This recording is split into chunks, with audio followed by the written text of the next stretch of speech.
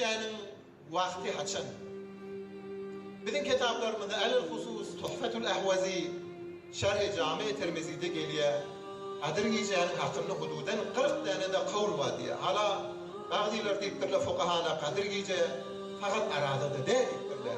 Yılın içinde aylamaya deyiptirler. Bazıları deyiptirler aradan içinde hayzun belli değil. Bazıları deyiptirler aradan içinde imma 20'yi giyeceği, 23, 25'i giyeceği, 27'si giyeceği, 29'u giyeceği, hayti giyeceği de bolsa bolamalı deyip eri cemaatler aydıptırlar. Şuna göre Peygamber aleyhissalatu vesselam bizim kitaplarımızda hıyalını rahil ettiler. Hazreti Abdullah ibn Abbas rivayet ettiler Peygamber aleyhissalatu vesselam'dan eşittim diye kavgulağa sayılıyor. Ki Resulullah aleyhissalatu vesselam aytti iltemisuha fil aşril evâhir. Yani kadir giyeceğini ahirki 10 giyeceğini gözden diye aytti diye. Sonra bir gün Peygamber aleyhissalatu vesselam bu gurrumdan evunçe arada ayın bir yıl avvalki 10 giyeceğini ibadete itikafa turuptur. Gelen yılı ikinci 10 giyeceğde itikafa turuptur. O yüzden ahirki giyeceği diye Resulullah aleyhissalatu vesselam'a Hazreti Cibril gelâkıdı ne medit diye Sahih-i Bukhari'de gelen gurrum Ya Habibi ya Muhammed innellezî tetlubu ev tetlubuhu emâmek. Ey Habibim ey Muhammed sen gözleyen vaktin evimdedir diye. Ondan sonra Peygamber aleyhissalatu vesselam aradayın ahirki onu giyeceği itikafa oturdu.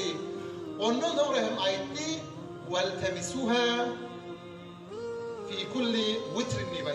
Tek giyecelerine şunu gözleyen diye. Kadir giyece pes hala 21 giyece, ya 23 giyece, ya 25, hala ya 27, ya 29 giyece. Hala bazılar min cümle Hazreti Abdullah ibn Abbas 27 deyiptirler, Azid Besami 27 giyece deyiptirler. Ama oğlu racih şiki var hiç muğama vakt bellemeli. Eğer vakt belletek felsefeyin ki Huday Teala o vaktin aytmaptır, Resulullah vaktin aytmaptır. Biz eğer gelâka dediysek, kadir giyece, palar giyece dediysek, beyleki giyeceler ibadetini neyme boş koyacak. Beyleki giycelerde ibadet edecek değil. Şuna göre ben dilim marahım hem giycelerde ibadet ettinip marahım Allah Tebarek ve Teala ve Resulullah aleyhissalatu vesselam kadir giyeceğinin neyme vaktin belli etmedi. Ezi cemaatler. Biz geleydik bir attan, bir esbi musabakadan kim olmayını. Koyunuz biliyeniz bir at çapkı olurna, ahirki aylamda şol at vücudundan neymi vatavarahım sarf edip de evvel vücuk oluyor.